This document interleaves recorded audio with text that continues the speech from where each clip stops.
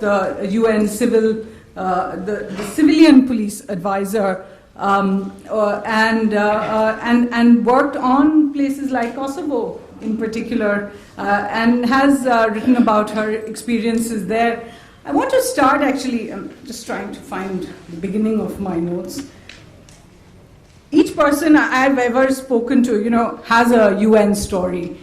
I have a UN story because I started my career at the United Nations at the CNN bureau in the UN. And the interview that I had at the time was by the UN correspondent, Richard Roth, who spoke to me about many issues around the world to just see what particular general knowledge I had on the issues and that sort of thing. He then got to the issue of Kashmir and said something which I thought was inimical to India's interests, so I said something extremely, what must have seemed extremely partisan to him, at the end of which he read out to me Article 100 and said, actually at the United Nations, you're not supposed to have that opinion at all. It was interesting to me that Ambassador Virendra Dayal had begun his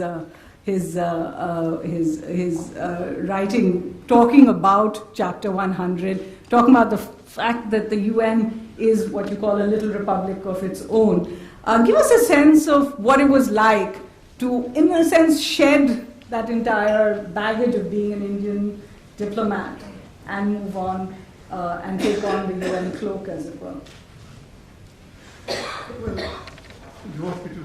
Yes. Well, Suhasini, I'm so happy you mentioned Article 100. It was Dag Hammarskjöld who said that once you take the oath of loyalty to the Charter and begin to serve the United Nations, you become, as it were, a citizen of a little republic of its own, with its own ideals, its own aspirations, its own failures, its own longings, its own problems, sometimes psychiatric even. But it is fascinating because I think as an Indian, I found the wearing, as it were, of my national soul within me perfectly compatible with the wearing of my UN soul in my daily work. I found no conflict at all. And this is interesting, with every now and then, there would be a kind of a test to myself, how I would behave if it's an issue touching on India's interests, something about Bangladesh or Afghanistan or this or that. And when it would be so, then I would need to transcend my national feelings, either by recusing myself or by making sure that I wasn't partisan. And this was noticed by those with whom I worked, whether they were members of the Secretariat or the governments with whom I was dealing.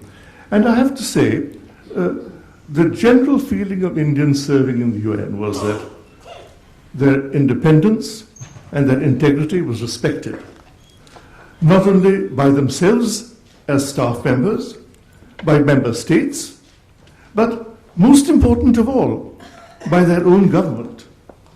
Never in my 30 years with the UN, never did a government of India ever try to influence what I should say or do in any of my actions. I don't know whether this was because they knew I was a recalcitrant kind of donkey who would do his own thing anyhow, but I think it was also the way in which India treated the civil service of the UN with great respect. And for that, I must say, I'm very grateful to the government of India. The government of India never put me to the test. I wish I could say that of all of my colleagues in the UN from other nationalities. But many of them suffered from great strain because of this, because of extraneous pressures on them, which put them in a situation of potential conflict with Article 100 of the Charter, which prohibits a UN civil servant from receiving any instructions from a source extraneous to the organization. Thank you. You start off with the lovely account of how you actually were negotiating with the Indian government on the subject of Tibetan refugees. Yes. Is there an experience from them that you... Well, see, I think actually the experience which I thought was, that was a difficult time when I joined the UN in 1965. The Tibetan refugees had arrived here. It was a very, very sensitive issue. It was a very sensitive issue from the point of view of the government of India, which didn't want to antagonize China on the one hand. The war had taken place, and at the same time wanted to meet its international responsibilities of a humanitarian character to the Tibetans who'd come here as refugees. And it's my job to try and make sure that the way in which the UN helped government of India would meet these requirements. And as it happened, there was wisdom on the side of government of India and a desire, on the other hand, from the UN to be helpful within the framework of possibility. And I think that when you work with the UN, you must have not only a high sense of idealism, but let's say a gyroscope of the possible. You mustn't spin out of control. You must realize you're working within contexts that you have to recognize and be mindful of. So I would say that that's how it was done.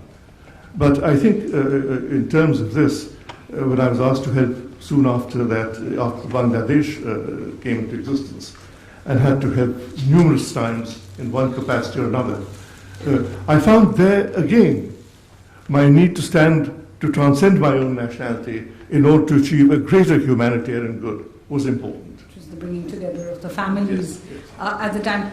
Gentleman, I'm here, if I could turn to you with the same kind of question. When you are a diplomat, perhaps there are different coats you can take on, but certainly from the armed forces, it means something new to step up from being in the Indian Army to being in the UN Army and then to command those forces. And you've done it not just, you were of course the First Force commander and the head of mission for the UN forces in the former Yugoslavia, but so much before that as well. How difficult was it to change uniform and change the mindset, if you like?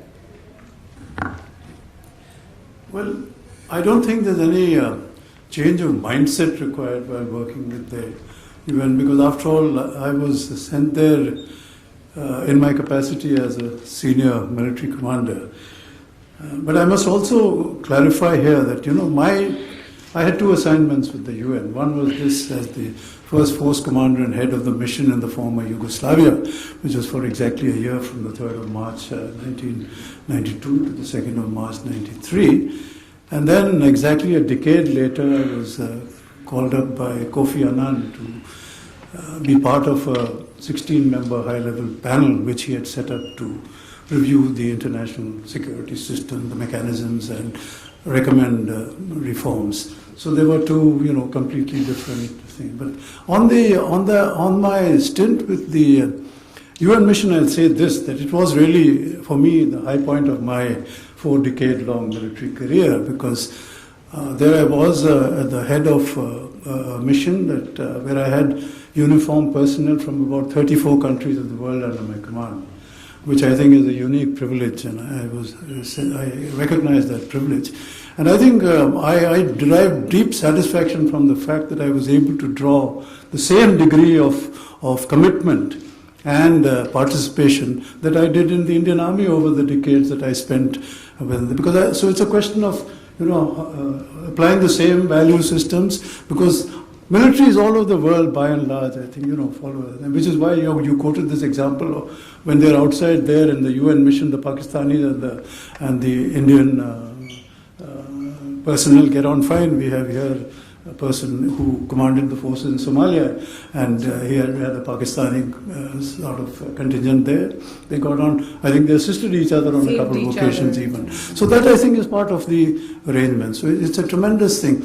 And I, in fact, to be quite frank, in that mission, as the head of the mission in Yugoslavia, former Yugoslavia, what struck me was the dedication and commitment of all the personnel, military men, civilians, everyone, to the ideals and objectives of the UN, which I think I found it quite amazing. It didn't matter which country they were from. Is it because of the UN's own codes of protocol that? Yeah, I think it's because the values that the UN represent sort of gel with all of us. And there's not very much. I mean, having said that, one must recognize that there are problems that the UN has, but that we can talk about later. So it's quite a... But here, having said this, I must also mention, since you're talking of that mission, I mean, as a military man, I came away, I mean, I had this great sort of privilege of interacting with international personalities, at the international level, at the political level, the political leadership of the parties to the conflict there. And it was a tremendous experience. But I came away with a deep sense of, I became almost a cynic, because I was struck by the lack of political commitment and support to the UN missions in the field by the people who really matter at the international level, the international players, as it were. And in many ways, I was struck by what I would, not very many people like to hear me use that term, but the hypocrisy of the international system, as it were. So, I mean, that was the depressing feature of that arrangement. And it's important because, when you look at the size of this book and you look at the lovely glossy pictures in it, you could be faulted for thinking this is a coffee table book, but it isn't. It talks about the challenges, in particular, the new challenges to peacekeeping, which we've been hearing about, the mixed mandates and all of that. In fact, General Nambiar's piece on what he calls the hypocrisy of the international community also speaks about a debate that's been playing out in the last few years of this blood versus money. I know that's a very crude way of putting it, so you have to give me journalistic license here. But is the divide between those who provide the forces and those who fund the operations growing? No, I think this is a myth that must be, addressed. This is a total myth. Of course, there are these countries, or the Americans, I think they claim to provide 22% towards peacekeeping. The Japanese say 19%. But let me make this quite clear why I call it a myth. Because as the head of the mission in the former Yugoslavia, I was not only the commander, force commander, I was the head of the mission. So the administration and the political setup also came under my umbrella. And I know for a fact that as far as the administration of that mission was concerned, every single contract, whether it is for provisions or vehicles or aircraft or helicopters or whatever, was in the hands of the developed world. The people who claim to be. So I would say, someone will have to work on the details of it, but they got back what they were feeding into the system in many ways. So I don't think that myth I would like to set at rest. I don't know whether that still prevails today. That's another matter for the younger people to analyze. I don't have the time or the inclination, or the energy for that. But in those days, that was the fact. So therefore, let's not make too much of a big deal. And you look at the positions in the United Nations Secretariat. They're largely held by these people who make those contributions. They get their, whatever you want to call it, whether it's in terms of financial things or in terms of the clout they are able to exercise at the international level. It's there. Dr. Bedi, so much of this book is about the operation, so I did want to ask you a question as well about it. There is this sense that peacekeeping has been at its best in places like Kosovo, for example, when you're essentially going in once the peace has been won, and then you hold the peace. Do you think a lot of the problems that we're seeing in today's peacekeeping operations, we've seen, in fact, Indian forces in the last year as well face a lot of challenges, is because more and more the mandate is changing?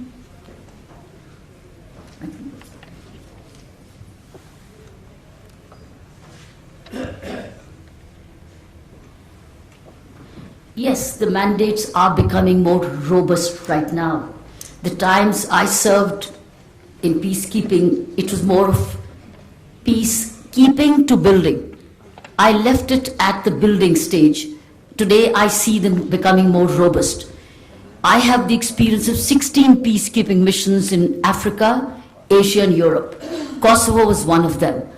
I left it at the drawing board of Sudan at that time.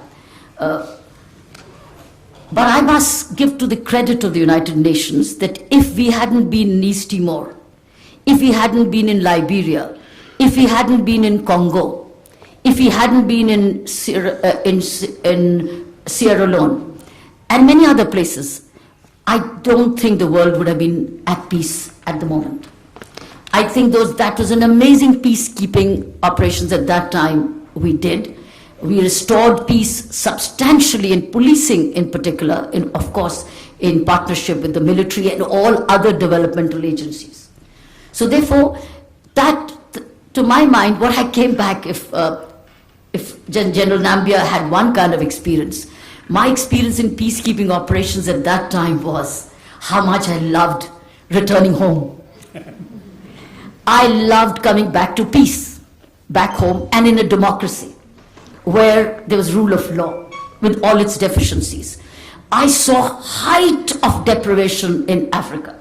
Do you know Charles Taylor did not leave even $1 in the exchequer?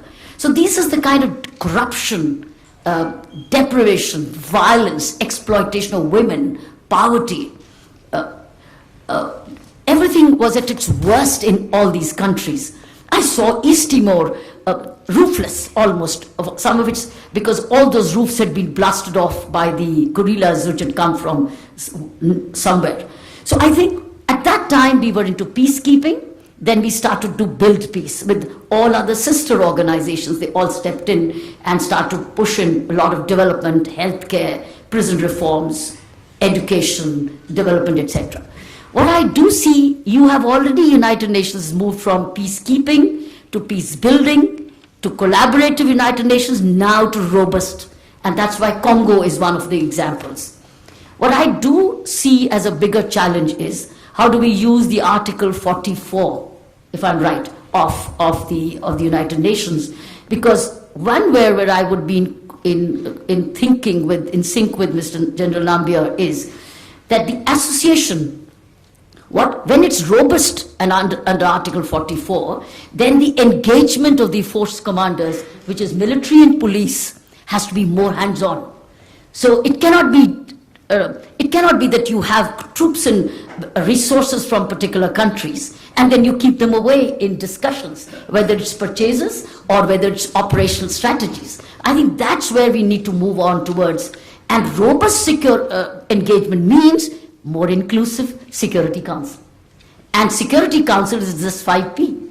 So because Security Council is not so inclusive, once they decide the mandate, they decide the budget, they decide the purchases. We used to offer the plans and operational plans and measurement and accountability, but not as engaged. This is what I see people complaining at the moment is that when you're saying it's robust engagement, why are you also engaged robustly as members? But because you're not members of the Security Council, and now you are using and then financial situation is very poor, because when you're into robust engagement, you need machinery, you need better manpower, you need better resources on ground, but that's scarce. So I think that is what is the real challenge, is Security Council mandating robust engagement with resources coming from most of the Asian countries or other countries, but not getting engaged as per Article 44 of the Charter.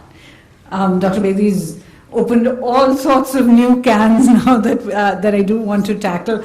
Ambassador Gaya Khan, you've been Under Secretary General, the Senior Political Advisor, the UN Special Coordinator for Occupied Territories, headquartered in Gaza. Some of the points you speak about, Ambassador Dayal has also spoken about when he was Chef de Cabinet. There is a sense that the 1980s and the 90s saw the UN begin to slow down, if it were, in terms of its capacity to end problems. You know, the kind of successes that we saw in the 80s and the early 90s. Today we look around the world and we see the operations in Afghanistan, in Iraq, in a sense unending, you know, that these conflicts seem to carry on and on and on. One of the issues, as Dr. Bedi said, is perhaps representation has to now be, the UN Security Council has to be more representative, and that's certainly something that is being tackled. One of the other issues is funding, of course, for the United Nations, and a continued commitment at a time when we're seeing the largest donor wondering whether their commitment needs to be as much as it is even at present. Of course, the United States. Is there a fear at all that the UN has its best days, if you like, behind it? What is it that you would tell this next generation of model UNers about its future?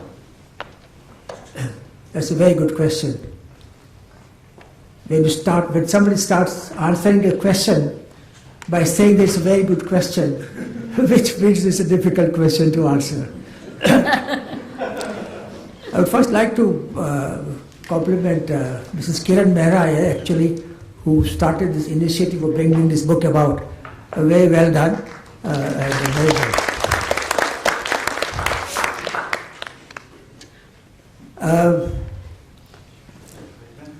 I have a very long experience of the United Nations. About 23 years of my life I spent with the UN in different capacities. And I got attracted to the UN when I was posted in the Congo, way back in 61 to 63, when Lumumba had just been assassinated, and Virendra Dayal's uncle Rajeshwar Dayal was the special representative of the Secretary General for the Congo. Those were very difficult days. The Indian Army had a brigade there with 3 battalions. And actually it is the Indian Army in the final analysis which was successful in upholding the territorial integrity of the Congo. You all know about the Katanga situation and so on and so forth. So it is from those days that I always wanted to work in the UN and for the UN. And I was very fortunate that in both those capacities I was able to find myself in. So by the time I got really associated with the United Nations, because like Vijay Nambiar, I'm one of the few who have had experience from both sides of the aisle. We represented India and we also worked for the United Nations Secretariat. And I think unlike Vijay, I also had this, please forgive me if I'm wrong, of serving on the Security Council as India's representative, which I think is a rare privilege, a rare experience to have. And I've seen in the UN that unless you're on the Security Council, your country's Security Council, the rest of the PRs, they'll spend most of their time in finding out what the Security Council is up to. So you're all the time, your officers are deployed to find out what's going on. So when I was in the Secretariat, just before that, at the Security Council, my period coincided with the end of the Cold War. So in fact, the United Nations became hyperactive from the 90s onwards, and not less active or not passive. And the number of peacekeeping operations which were set up multiplied many times. During the Cold War, there was hardly any peacekeeping operation. Incidentally, one should know that the word peacekeeping does not figure in the Charter of the United Nations. Nor does the word democracy come in the the Charter of the United Nations.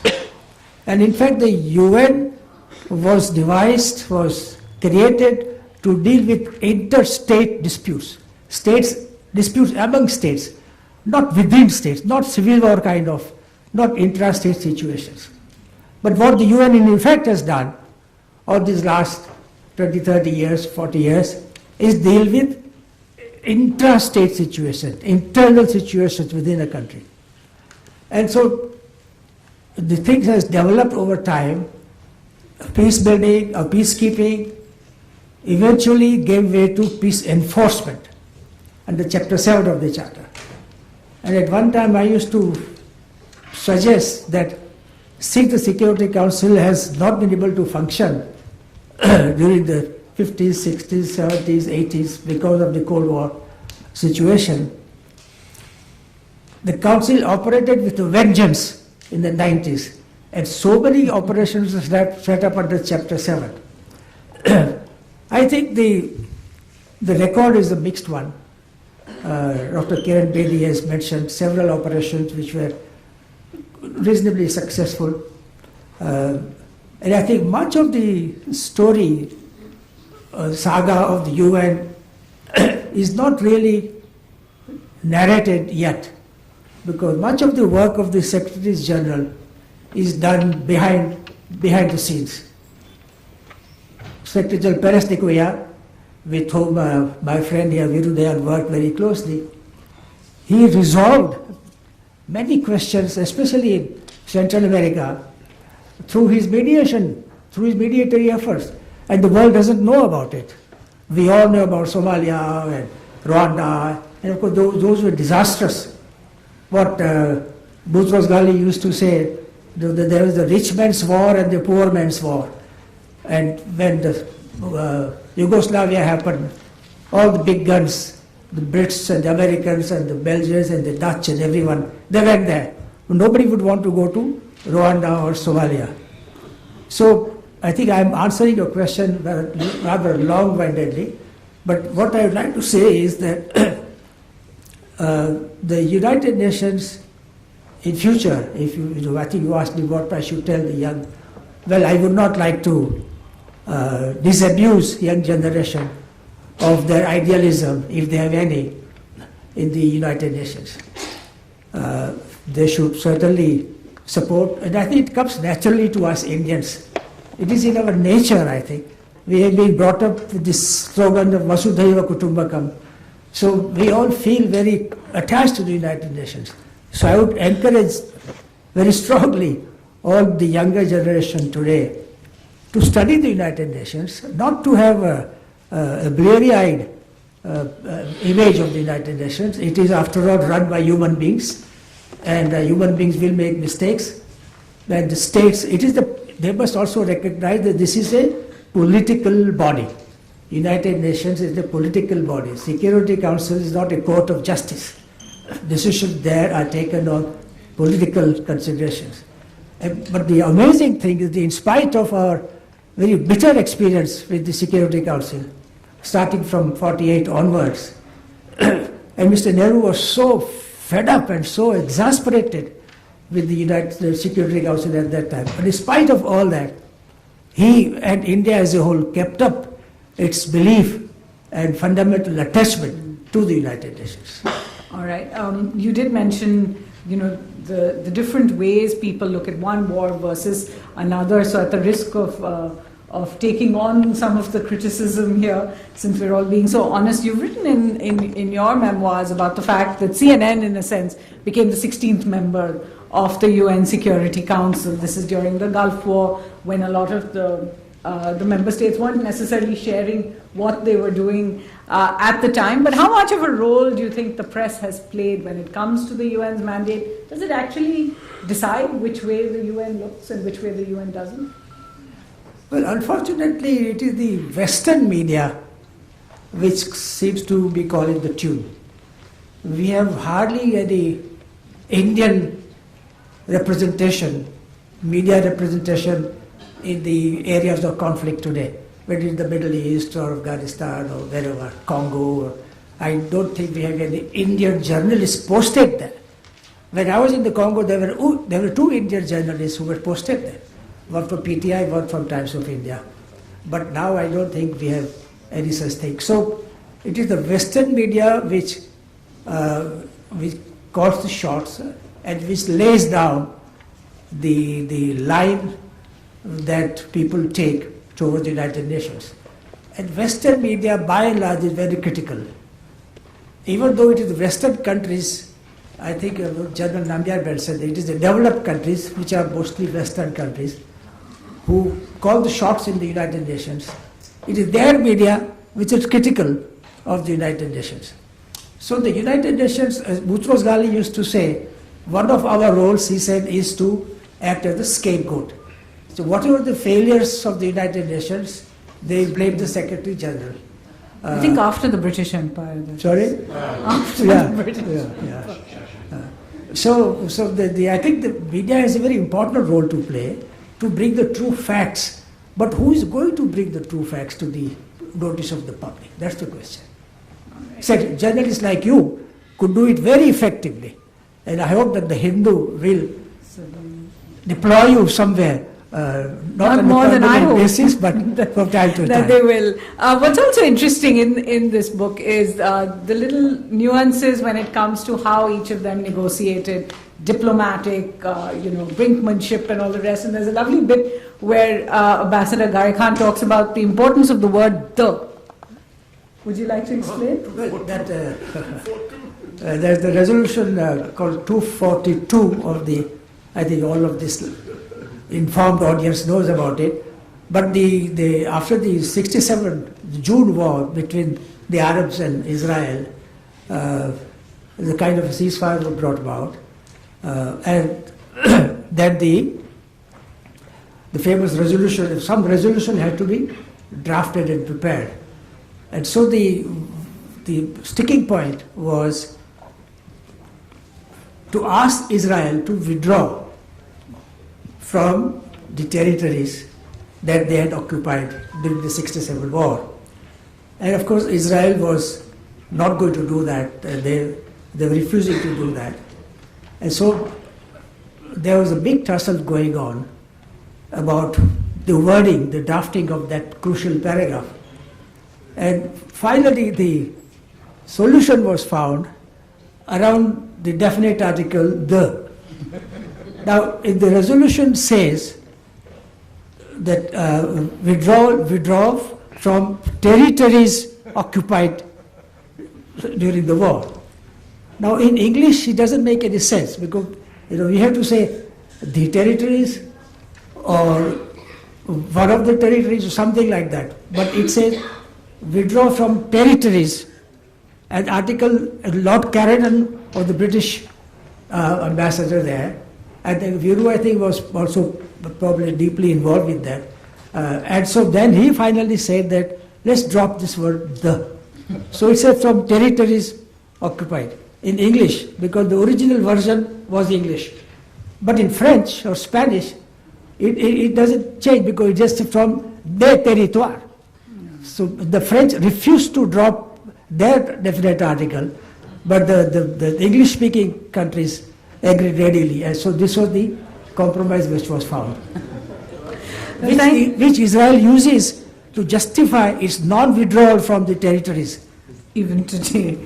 So the means something even today. Mr. Desai, it's unfortunate that so much of our discussion has to be just about peacekeeping. We hope the next 70 years of the UN actually will focus a lot more on what you've been working on as Under-Secretary General for Economic and Social Affairs. You were, of course, a key part of the Brundtland Committee report as well. And what interestingly you say over there is that the debate by that time had already moved from whether a capitalist society or whether a socialist society was going to be the future to much more about a sustainable society. You then moved on, and we've seen the debates move from the Millennium Development Goals to what we're seeing now with the SDGs as well, from a more perhaps quantitative debate to a qualitative debate.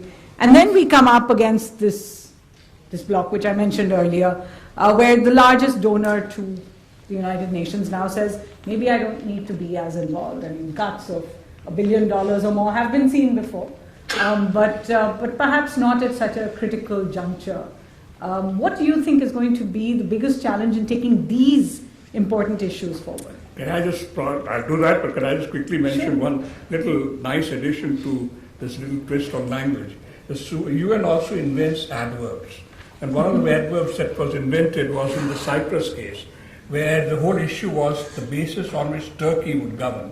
And then the way it was solved was by inventing an adverb. It will govern sovereignly, so that this issue of sovereignty would not be arise. So it can be quite creative in our use. I'm not sure the Hindus editors would accept it. I just also quickly wanted to echo a point which Viru made on working as an Indian in the UN. And I would completely endorse what he said. I never, in the 10 years that I spent in the UN, I was never in a position where the government of India expected me to do something which was being in their interest. In fact, the only single instance I can think of is on a security question, which is they were a little worried about the security of Narasimha Rao when he visited Rio. And I reassured them by saying that President Bush is going to come to Rio. His security service is so thorough that in the process of protecting the US president, your Prime Minister will also get protected. But I cannot think of any other instance. In fact, I can think of an instance where they got into trouble because of me, rather than me getting being better. I was visiting India, and I must have given some press interview or something. There was a parliament question, ABC. Part A, did an Undersecretary General of the United Nations visit India recently? Part B, did he criticize India's environmental policy? Part C, does the government intend to do anything about it? And they asked me when I was in New York, how do I reply to this? I said, you reply to the way we usually do as bureaucrats, which is, yes sir, no sir, does not arise. and that is, so they got into trouble. I did not. So this is we took it. But let me get back to your thing. See, I think in many ways the UN found its space in this outside the sector for two reasons. One was what we have been alluding to so far, which is the whole area of peace building. When it moved beyond, what it was originally designed for, interstate conflict, to handling situations within states and get into peace building, and inevitably peace building shades into issues of economic and social development. And in fact, one of the challenges the UN always has faced since then is that how do you integrate these things? Because the way in which you look at economic and social development in a post-conflict situation is quite different. And the reason that this came up quite strongly in that period was because many instances of a breakdown of peace arose from failures on these fronts. That was one reason. The second reason was a broader one, which is that basically, in some ways, with the end of the ideological confrontation, which came with the collapse of the Soviet Union, something which had constrained the UN's ability to act as a pace setter in the global dialogue on development disappeared. Frankly, up to the 90s, the global debate on development was shaped as much by the Bretton Woods institutions as the others. And in effect, what we did was, in an environment where governments were retracting, people were believing more in market-oriented development, what the various UN conferences on environment, on women's rights, on social development, etc., did was to define a space for public policy. And what I find extraordinary now is that the Bretton Woods institutions are taking the cue from the UN. The Sustainable Development Goals came out of the UN conferences. And today they are the basis for virtually all global development policy, including that of the Bretton Woods institutions.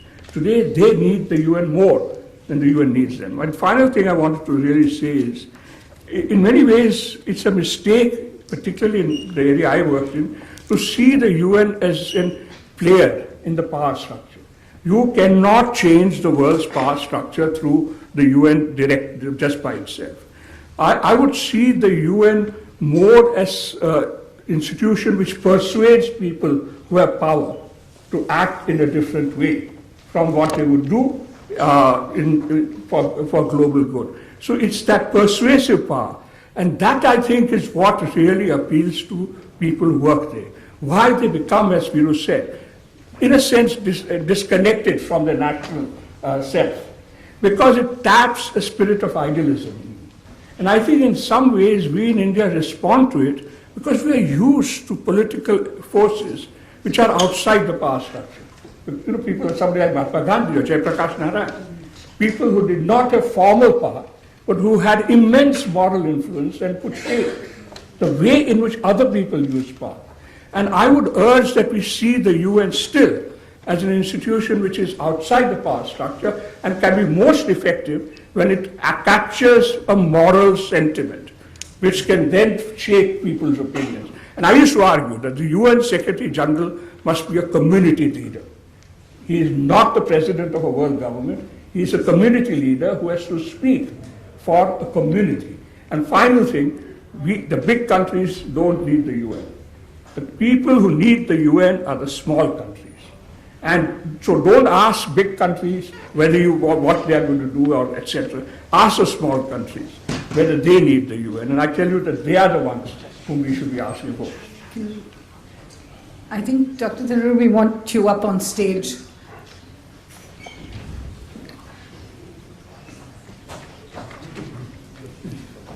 No, thanks so much. And the idea, as you said, that the small countries do need the UN, but what then do you suggest we do when we have a situation where those who don't perhaps need it say, well, you know, maybe I can step back a little bit from my commitments? I think they will, and they do, and most big countries approach the UN in a defensive spirit. So I suspect India also does. We are quite happy the UN does not interfere in things which we are involved in. But I would say that it's very difficult to then run away from the moral sentiments which the UN reflects in certain areas. So yes, the tension will be there, but do not see the UN as a power player. It can only be a force as a moral force.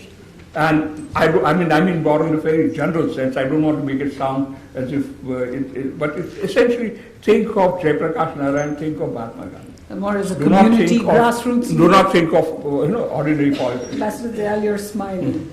No, I think Nitin has made a very important point. The UN's strength is not only its ideals, but its ideas. And in the economic field, for instance, where people were absolutely stuck with the Bretton Woods way of thinking, it was the UN that was ahead of the curve and completely altered the nature of debate on what it was that the world needed in terms of social and economic development. It was a radical change. And Suhasini, a very interesting thing, some of the finest economists of the world have been associated with the UN. I think it is Hardeep in his article mentions how many of the economics Nobel laureates have been associated with the UN one way or the other. How many of the great environmentalists have been associated with the UN in one way or the other? How many of the people in the human rights field have in one way or the other been associated with the UN? The UN provides both the forum for them, the protection they need to express their ideas and to propagate them. And so it's a home, both of ideals and of ideas, and in the final analysis, of practical achievement as well. I'll just say this about peace building. It was something which started in Boutros Ghali's time when we were working on an agenda for peace, which I helped him to work on. And that's when the concept of peace building came in. It was at the cusp of the end of the Cold War, where people felt the UN could become more ambitious. Well, so many situations of peacekeeping had relapsed, you see, and people had gone back into conflict. So Boutros felt very strongly that, look, you can't just let people to fall back into a situation of dire necessity and slaughter and killing. Help them to rise out of it altogether. And that's where the concept of peace building came in. It was singularly Boutros's contribution to the writing on Agenda for Peace. I'm very glad that Dr. Tharoor could join us, somebody who's had 29 years at the United Nations.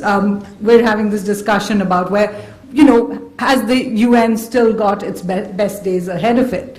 You've written in a lovely way about how you joined certain parts of the UN when they were actually growing.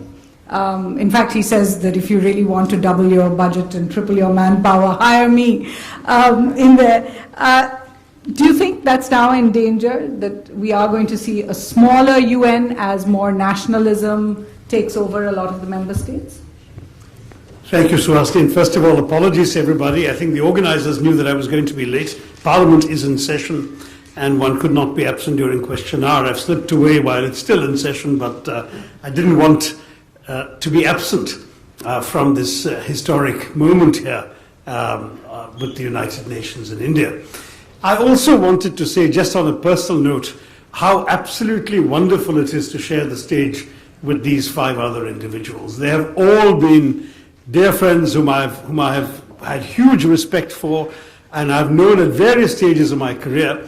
Virendra Dayal is really the man who got me into the United Nations. He had this extraordinary ability, which I tried to learn from in my own life and career, of being kind to young people. And having met me as a young and somewhat brash teenager, guided me into having a shot at refugee work, and again steered me when I was, for various reasons that I won't bother you all with, on the verge of quitting the UN. It was he who insisted that I should try and stay on in a different part of it, and the rest is, as you said, Suhasini, 29 years. When I joined the UN, it was in the UNHCR in Geneva, and Chinmay Garekhan was the ambassador of India, the permanent representative to the UN in Geneva. And of course, I had the opportunity to work much more closely with him years later when he was permanent representative of India to the Security Council, and I was in the Secretary General's office and then in peacekeeping. And then Chinmay came over to our side, as it were, the secretariats, by working as Secretary General Boutros Ghali's close advisor and his interface with the Security Council. So I had a great deal to do with him as well. Nitin Desai I first met as when he was Secretary of Mrs. Brundtland's Commission in Geneva, as a bright Indian economist who was going to think of the big ideas that were going to transform the world, and spent the most time under the same roof together when he was Under Secretary General in the Economic and Social Affairs area for a long time in the 90s and the beginning of the 21st century. General Nambiar was my first Indian general. I mean, in the sense that when I was in peacekeeping and the then Under Secretary General Mick Goulding asked me to handle Yugoslavia, Boutros Ghali said I must have an Indian commander. And we reached out to the government of India, and Prime Minister Narasimha Rao, no less, handpicked General Nambiar, who had been DGMO there, to come and serve. And we had the unusual advantage or disadvantage, depending on your point of view, of both being sort of Marunadan Malayalis. There is Malayalis who had grown up outside Kerala, and therefore both spoke appalling Malayalam, which turned out to be incredibly useful because our daily telephone conversations were being tapped by a variety of agencies at the beginning of the Yugoslav conflict. I'm counting 2 Malayalis, 2 Punjabis, and 2 Gujaratis at this table. Gujaratis as well. But the fact is that the great thing was that whenever we had something really sensitive to exchange, we managed to communicate in sort of Bombay Malayalam and Noida Malayalam, and leaving Serbo-Croat eavesdroppers completely befuddled as to what exactly was going to happen to the troops the next morning, which actually, I think, created a very, successful start to the UN operations of former Yugoslavia. And General Nambiar, I beg your pardon? Malayalis might have been befuddled, but I doubt that, because if they had hired any Malayali interpreter to eavesdrop, the Malayali would not have been able to figure it out. And then Kiran, whom I had a hand in bringing to the UN, when I was working with Kofi Annan, who was Under Secretary for Peacekeeping, and we were looking for a senior police officer from India, and I was able to say that this is our star, and we need to have her unusual skills, her out-of-the-box thinking, and her determination to get things done. And I must say that all of these individuals here have in many ways added luster to India's name in the eyes of people of various nationalities who have come across them. Viru was chef de cabinet to Mr. Perez Akoyar. He was really seen as the guru of the organization by everyone. And he also had this amazing facility with language. I've been begging him to write a memoir because I can tell you there was no memo that he could not improve. And Chinmay... Sometimes with the word "the." Sometimes or taking it or the right comma in the right place, as we've read the other day, the $10 million comma. And Chinmay, with his extraordinary ability to get along with his fellow and former fellow ambassadors, Nitin with his visionary ideas of global economics, General Nambiar with his extraordinary rectitude, professional competence, enormous decency and strong principle. Many of you may not know this, but he refused to renew his contract. Even the UN Secretary General was begging him to stay because he felt that at that particular stage in the Yugoslav operation, control was slipping away from the Secretary General to the hands of certain member states, and he felt that was incompatible with his professional sense. And I have learned an enormous amount from all of them. Kiran, I've learned even more from in her various other incarnations, because I moved away from peacekeeping soon after she joined it, because Kofi then became Secretary General and I went off to his office. But though we didn't have, therefore, that much of a chance to work closely together, I've seen her in her various other incarnations as a police officer. I just want to say this is an extraordinary moment, and I hope the photographer, good, he's finally come, will capture this, because you really are seeing before you a rare photograph of some of the giants whom Vijay Nambiar would come up and join us. We would have a fabulous photograph. We should probably redo the book photo just for the 100th edition of this wonderful book, the 100th version of this wonderful book. This might be a worthwhile. And Kiran there, the book. Absolutely. So just to say that it has been a privilege to be at the UN for 29 years, but it's in some ways been an even greater privilege to be an Indian at the UN and to be counted amongst people of this extraordinary quality, caliber and respect in the organization. Now to answer your question, I'm sorry, I did have to say You left me out because when I went to work for CNN at the UN, I remember staying one night. The Security Council used to meet until sometimes till 12, 1 in the morning, and that was the question of Rwanda. And I remember the next day looking at my boss and saying, you know, I had a lot of idealism about the United Nations and I'm done. Because they don't seem to agree on anything, they don't seem to decide anything. You know, he told me actually to go off to Dr. Tharoor's office and speak to some of the people in your office and, you know, compile something on actually all the important work that the UN was doing for a special we were doing at CNN.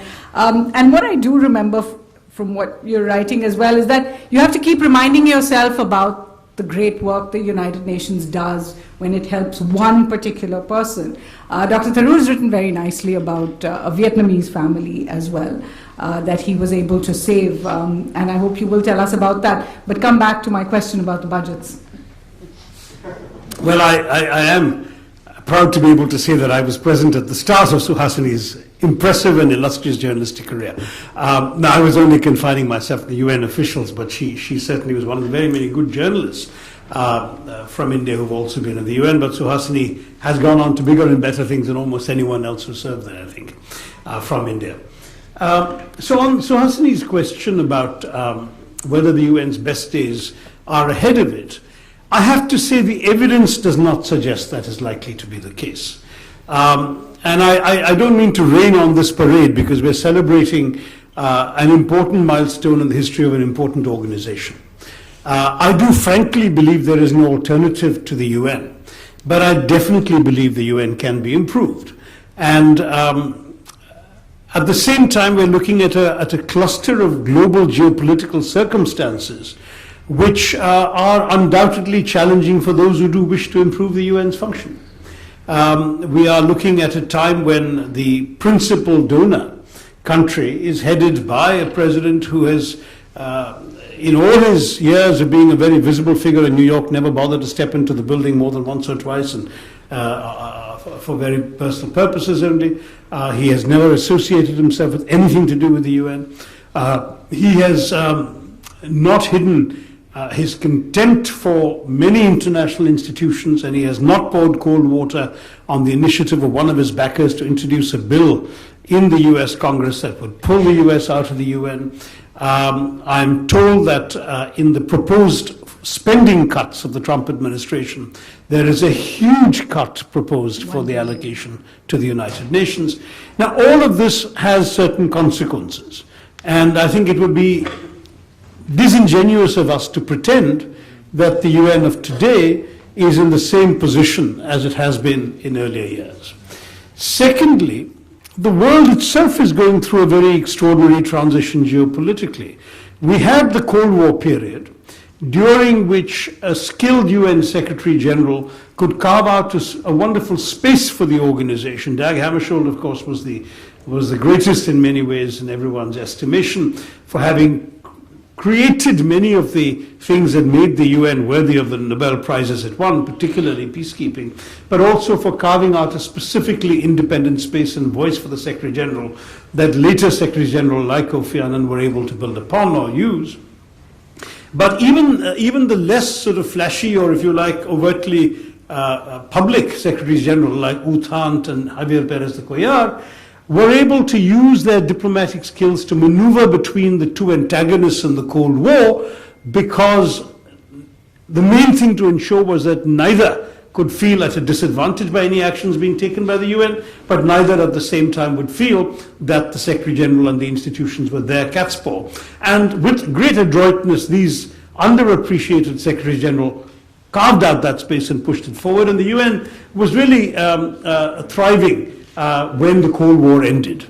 Then we had a very different phase which lasted for about 25 years, the unipolar moment, as Charles Krauthammer called it. The 5 years of Boutros Ghali, the 10 years of Kofi Annan, and possibly the 10 years of Ban Ki-moon have all been characterized by extraordinary dominance, unchallenged dominance by one superpower, which nonetheless mercifully, and despite challenges from its own Congress, remained broadly committed to the goals and functioning of the United Nations. In recent years, there has been a bit of a sliding because they have been a bit frustrated by goings on in the Security Council, the perception that Russia is now newly assertive and is blocking certain things that in the 90s it didn't block, that China and Russia, perhaps on the Council, do not always see eye to eye with the US and the Western countries, and there is therefore a publicly expressed frustration, but that we could have lived with. But now we're going to a phase which is, it's too early to define it, but which has a number of confusing and complicated signals. Is America in retreat, in one sense, from its international responsibilities? If so, will it also retreat from investing much diplomatic energy and commitment in the United Nations and other international bodies? It certainly has what is being described in some very reputable American publications as the weakest State Department in history. What does that mean for the conduct of American foreign policy? If America withdraws more and more from the UN, how useful is it a forum for others? Conversely, if it becomes too useful to others, if it becomes a forum dominated by people who are not well disposed towards the policy preferences of America, would that accentuate further American withdrawal? These are serious questions we never needed to ask till now, but they're there and they can't be ignored. What happens to the legitimate frustrations of countries like India with the apparently sort of permanent stagnation in prospects for Security Council reform? What happens to countries like Japan and Germany, which are being asked for money but given no corresponding clout in the organization? Until there is a very, very serious and major initiative by member states to address this, I really fear that in the course of these next few years, we could see a frittering away of the great accomplishments we've celebrated in the first 70. Fortunately, I believe the UN has a good Secretary General, an adept, able, skilled Secretary General, one who has both been Prime Minister of a government and been head of a UN agency at the helm right now. I think in that sense we're lucky that it's not someone else. I don't mean to make any invidious comparisons, but that a man of his quality would perhaps be in many ways more able than most to maneuver in this extremely difficult period.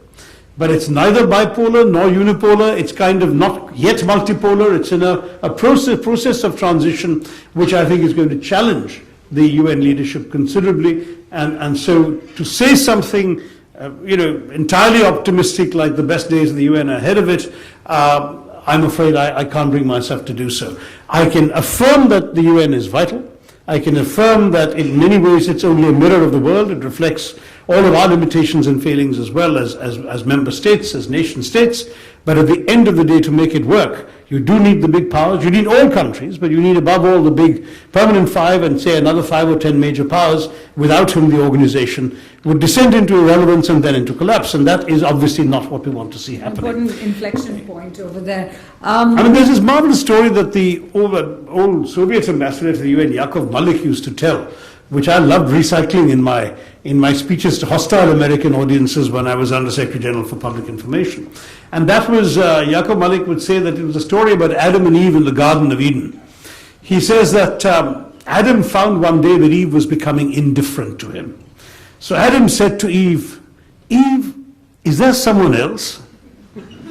Now you think about that for a minute, and it really is the perfect answer to the UN. Whatever else you may feel about the UN, it may not excite you, it may not be the perfect answer to your problems, it may not be, the best companion to go to bed with tonight, but is there someone else? There is no other institution in the world that brings together every single country on the planet in a shared collective enterprise of universal aspiration.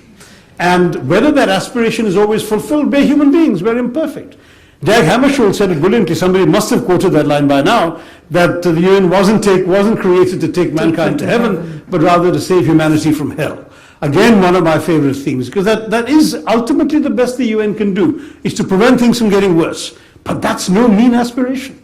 In a world where things can go so dramatically wrong, where for 50 years at the beginning of the 20th century, we saw so many horrors, 2 world wars, countless civil wars, millions of people displaced, Hiroshima and the Holocaust. When you've seen all of that for 50 years, my gosh, the UN was such a vast improvement. And now that we've had 70 years of peace, we're probably getting complacent and forgetting that. So let us, for God's sake, try and make something viable out of it in the remaining years, relevant to the 21st century, so we don't go back to the first half of the 20th century. Okay, can we get a round of applause for our panelists before I thank you. This is a debate that can go on for a few hours, as you can see, but I'm not going to sit between you and your lunch. Instead, I'm going to ask you if you have any questions for the esteemed panelists here. This is... you already have one. Please go ahead. Thanks very much. My name is Milun Kothari. I'm a human rights activist and was Special Rapporteur at the UN. Special Rapporteur for the right to food. Good to see you. Right to housing, yes. I think it's wonderful to hear all the statements, but I wanted to, I think we should use this opportunity to also reflect on how we as a country react to the UN. We haven't heard much about, we've heard the work of all these fabulous individuals. But what about the Indian government? And I see in my work in human rights significant regression in the sense that our human rights situation is really worse and worse. And we are a few weeks away from the 3rd review of India, the Universal Periodic Review at the Human Rights Council. And we have developed this sort of diffidence and defiance where, the last report of India to the Human Rights Committee, which monitors the Covenant on Civil and Political Rights, was in 1985. We had a gap of 3 years where we didn't invite a special rapporteur, even though we have an open invitation. We have made all these wonderful pledges to the UN Human Rights Council, but we are not complying. Our Human Development Report recently shows the conditions in the country. So the question I would have for the panelists is, how do you see that as, shouldn't India be more shouldn't it be more sincere and more respectful of the UN Human Rights Program? I'll give you another example where we are completely... I'll hold you right there because I'm going to take a few more questions. Just one very quick point on Israel and Palestine. I think we've completely gone back on our historic commitment to Palestine. We have a prime minister who's going to visit. We have a security agreement with them. Israel has just been stated by the UN report as an apartheid state. What happened to all of our idealism? Shouldn't India sort of recapture that and make a bigger contribution? Thank you. All right. The gentleman here next to Ambassador Nambiar had a question. Thank you, Ms. Haidar. My name is Manmohan Bhagat. I am the convener of the Ambassadors Forum in India. I have, if you'll allow me, one question with 2 prongs to it. So long as there's a question mark at the end of them. Well, Mr. Tharoor, you mentioned about the apprehension, with the withdrawal of American participation and what may likely to happen in business, defense and elsewhere. We always anticipate and take preemptive actions. Would you be nice enough also with your experience, suggest a few suggestions what can be done to maintain, not only to maintain, but to put more teeth into the UN? Maybe it's a difficult task, it may become, so that is one. Number 2, it is very surprising that in the Millennium Goals, population control is not mentioned anywhere. Population, every million we add to the population increases more consumption. Consumption means carbon dioxide, it has all types of application. Why is population from 7.2 billion likely to go to 10 billion middle of the century, 11? Why is it absent, and why should it not be included? All right. And I have third, Mr. Afansi, did you have a question? No, I didn't. I thought I saw your hand up. Is there? I'm just enjoying listening. Okay. You have time. One last question. Yes, ma'am. Recently, in the last few years, there is a covert and overt movement from the UN side to get a movement going among the nuclear countries, to give up their nuclear ambitions. Sure. And to give up, and they're getting the member states of the UN to sign an agreement that all countries are going to go non-nuclear. Yeah, is that, can anybody answer? Is that in 3 days? If I could just start, Ambassador Garakhan, the Israel-Palestine question, and then we'll do the other specific questions. Have we gone back? Has India gone back on? And Suhasini, sorry, I'm going to have to excuse myself again. I have a 12:45 appointment. May I leave it? You're the experts on these subjects. In any case, well, thank you all very much. Can you quickly answer one more question? Last. On the anticipatory action. Okay, well, on the anticipatory action, frankly, the Secretary General will have to decide how far he thinks he can go in coming up, as Kofi Annan did, with new initiatives and challenging the member states to adopt them. We've seen, Virendra Dayal was involved in what Boutros Ghali called the Agenda for Peace, which attempted a new sort of structure on the peacekeeping side. Kofi Annan's hugely ambitious report is what resulted in the creation of the new Human Rights Council and in some reforms that member states were prepared to swallow. Guterres may feel it's too early in his tenure to risk something like this, but he does need to very quickly grapple with what he thinks is needed, because otherwise my worry is all the trends that I've already mentioned to you. Remember, at the end of the day, no Secretary General has the power to change anything by himself. It really is what the member states are prepared to swallow, accept, approve, and finance that will get done. So at the end of the day, let him have a few months at least to sense the lay of the land, to talk to all the key players, not just at the ambassadorial level, which is important, but also at their capitals, and then decide whether he really is facing something where a dramatic new initiative would help, or whether he feels it's best to just manage things along and muddle through until the international circumstances get more propitious. Some have tried that approach. I am not sure that's going to be enough in the present circumstances, given all the uncertainties surrounding particularly a Trump administration. Thank you. Thanks so Thank much. you. I know you need to get on. Yes. Just on the point established, preparedness. You see, the UN every now and then goes through a difficult phase, and a phase when people are uncertain as to what the future will hold. I don't think we should panic. It's the responsibility of the Secretary General to try and carry all members with him, large and small, great and less powerful. And when the great have problems, they need to be thought through as well with them. I don't think that we can assume that a major power, a permanent member, is going to be irrational. And the US has pulled out of and nor should we assume, therefore, that we should be going to go through hell. Not at all. But let me just go back a little bit. During Ronald Reagan's first term, the UN was put through the ringer financially, with the US withholding its contributions for successive years, to a point where it's on the verge of being declared incompetent to cast a vote. It was ruling itself out because of its deficits, unpaid bills. And there was a problem. This was accompanied by demands for reform, without being clear what these reforms were. Now, the Secretary at that time, Javier Pérez de Cuellar, was a man of great discretion and quietude and calm. And he had no wish to annoy anybody or to go into battle with member states, not at all. But when the question arose about the level of the US contribution to the regular program of UN, then Javier suggested in a committee that had been created that, well, look, if the Americans are having a problem with 25%, why don't we just say the Americans pay 15%? Now, the reaction of the Americans was interesting. The reaction of the Americans was, thank you very much. We didn't say we want to reduce it to 15%. Why?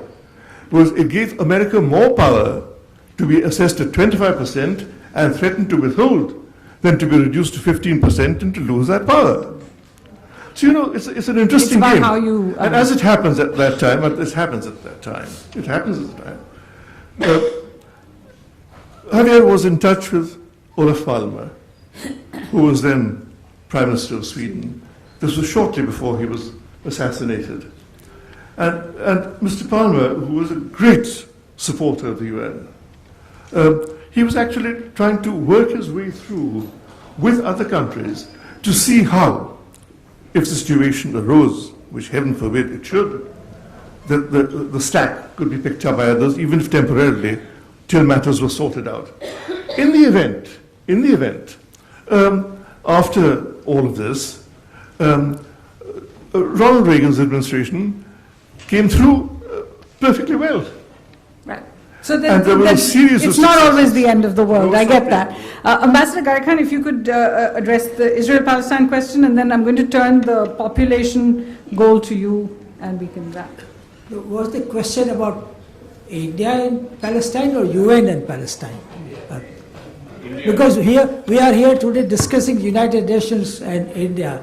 So the India's policy towards Palestine, I don't think is a subject of this meeting. I am not shying away. I don't want to shy away from answering this question.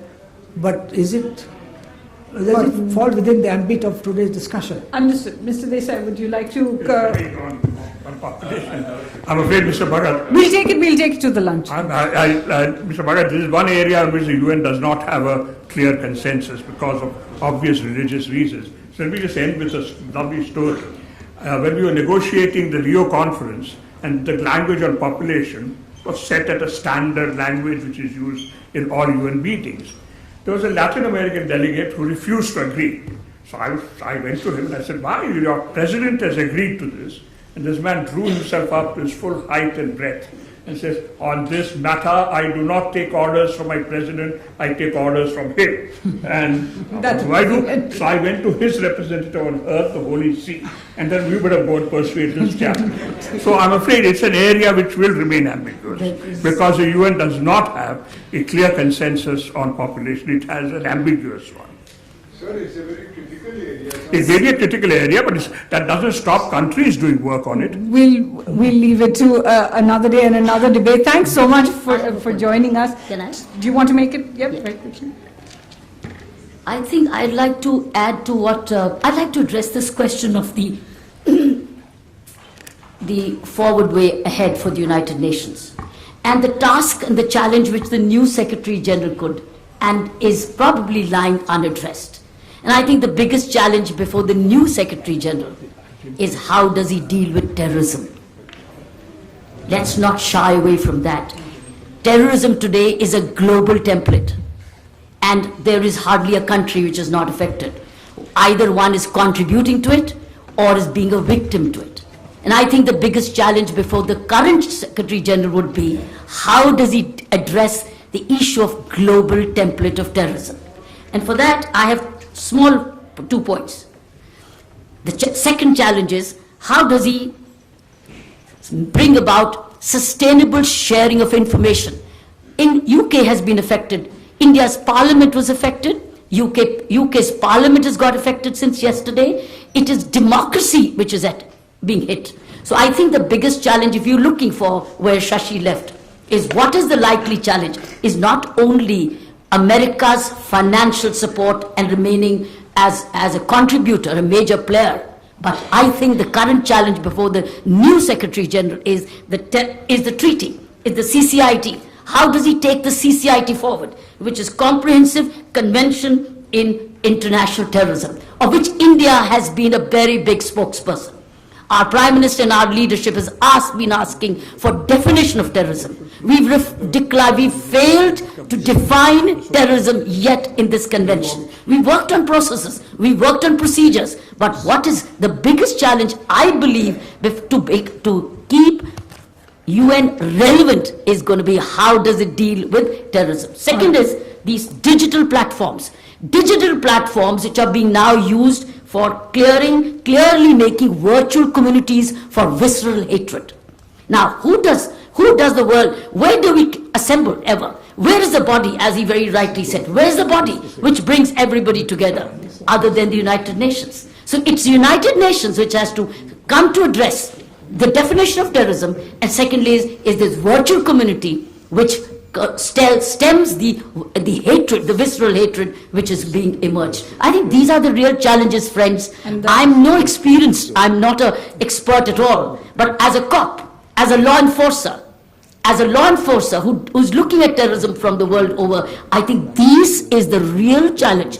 And I must tell you, it fits into the Article 1 of the Charter, because it is for peace, it is for tolerance. It's peace and tolerance which is being hit today. And today, human rights is talked about. Today, unless you make terrorism as a biggest violator of human rights and link the two, you will not get the solutions. I think if there's a challenge before the United Nations today, it's not peacekeeping, it's not peace building, it's not robust peacekeeping, it is, friends, terrorism. Certainly, and the response to terror sometimes becomes the biggest challenge for human rights as well. I can't say no to you, General Nambiar, but if you could just keep it very short and we can continue in just a couple of points, if I might. One is, of course, I just want to add a point to what Shashi Tharoor said about, in response to your question about where the UN is going. I think one of the major challenges, I totally agree with him, and what I think one of the dilemmas and challenges that it faces is the impact on peacekeeping, which is one of the major activities of the UN. Because what is unfortunately happening today is that the developed world has withdrawn from peacekeeping. Okay. So therefore, all the tools that you really require in terms of trained manpower, in terms of equipment resources, are not available to the United Nations.